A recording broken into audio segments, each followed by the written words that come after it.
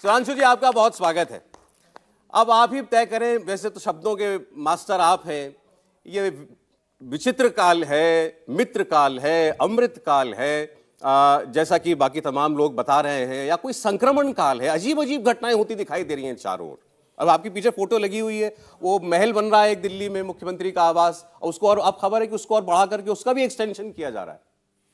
जो भी एक काल है, उस काल का सबसे बड़ा सवाल जो है वो केजरीवाल है, क्योंकि भारत की राजनीति में आजकल दो पार्टियों की चर्चा बहुत होती है। एक है सबसे पुरानी वाली, 138 साल पुरानी।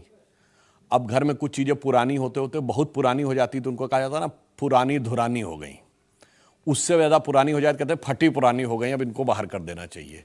वो उस श्रेणी में पहुंचते जा रहे हैं। दूसरी ये पार्टी है, ये नई नवेली है, अजब अलवेली है, और अपनी हरकतों के द्वारा बनती हुई एक पहेली है। आप मजे की बात देखिए, ये वो लोग हैं जिन्होंने सबसे पहले क्या कहा था, मतलब एक भी चीज पे कायम नहीं रहे। पहले कहा था अब राजनीति में नहीं आएंगे, सारी संसद चोर है, कसम खाते हैं कि कांग्रेस का समर्थन कभी नहीं लेंगे।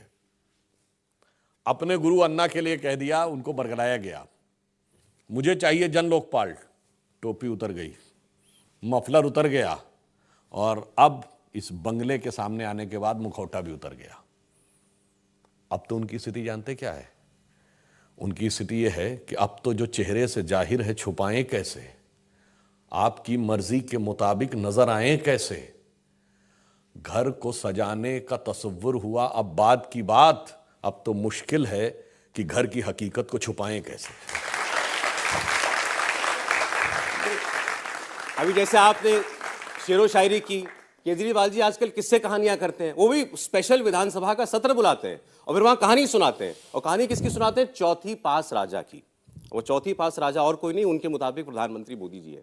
और कल जो आप सब आरोप लगा, सब चिट्ठी पत्रियां सब आ गई कि बंगले में कहां से मार्बल और कहां से पर्दा सब लग रहा है, तो उसका जवाब जो दिया गया वो ये कि चौथी पास राजा को एक छोटे से प्रदेश के छोटे से मुख्यमंत्री यानी अरविंद केजरीवाल जी से दिक्कत इसीलिए है क्योंकि राजा तो चौथी पास है और ये IIT पास है।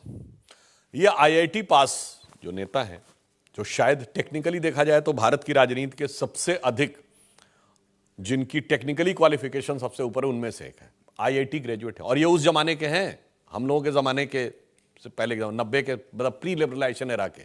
उस जमाने में इंजीनियर होना ही बड़ी बात होती थी और IIT तो बहुत बड़ी डिग्री होती थी। मगर साहब ज्ञान कितना अद्भुत है देखिए।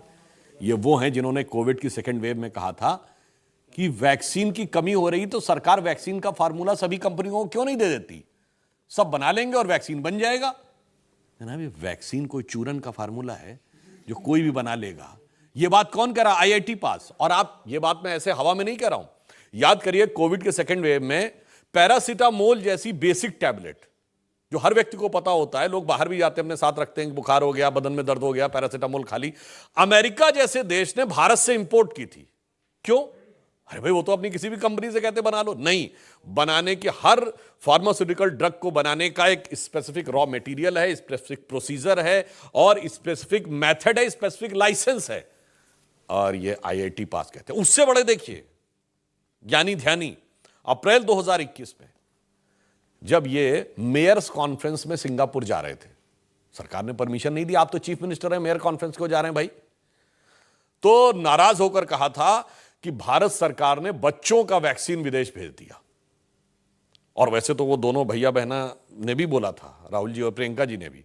और मैं जाके कहता हूं, सब चेक करिए, अप्रैल 2021 तक बच्चों का कोई वैक्सीन भारत तो छोड़िए दुनिया में नहीं बना था। अब आप बताइए, ये जो अपने को सबसे हाईली एजुकेटेड कहते हैं, ये क्या है? या तो ये बचकाना हरकतें कर रहे हैं या शातिराना हरकतें कर रहे हैं। अब इसमें से इनका जो एक्ट है वो बचकाना है या शातिराना, में दर्शकों के विवेक पे छोड़। इंडिया टीवी हर वक्त हर जगह डाउनलोड करने के लिए सर्च करें India TV news Google play store या ऐप स्टोर पर।